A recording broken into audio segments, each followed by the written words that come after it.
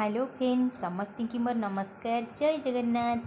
जदि निजर आर्थिक स्थिति रे सुधार आने को चाहते तेबे घर उत्तर दिगरे थिबा कांतरे सबुज रंग करने उचित। यह मंगलकारी होता है। घरे प्लास्टिक फूल किंबा गुलदस्ता रखा उचित नहीं, यह अशुभ होता है और घरे नकारात्मक शक्ति वृद्धि पाई है। घरे सुखिला लंका रखा उचित नहीं, यह अशुभ होता है और परिवार लोकों स्वभाव चिड़चिड़ी होगा सहित हसखुशी दूरे जाता है।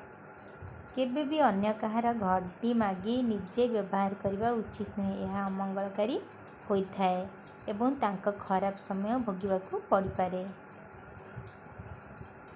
अन्य लोकों मुदी केबे भी मागी करी पिंधिबा उचित नुहे, यह अशुभ होता है एवं कौनसी समस्या देखा देबार संभावना रही है।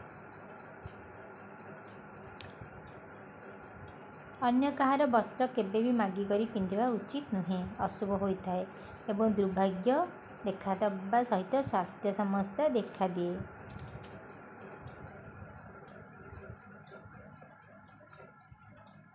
अन्य कहार जोता किंबा चप्पल पिंधिबा उचित नुहे, यह द्वारा दारिद्रता देखा देबार संभावना रही है एवं अन्य लोकों समस्या निजे भोगवाक पड़ था।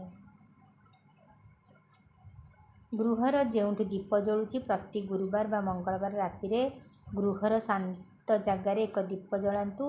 यही दीप तले रखंतु एक लौंग और थोड़ा हलदी। दीप तले यही गोटे जिनिस रखंतु लौंग और हलदी। शत्रु एबे असफल, आपण पाइबे विजय। लौंग हलदी और दीप पाखे रखा जिबा उचित। यह एक प्राचीन उपाय जहाँ शत्रुर अपशक्ति को नष्ट कर दिए।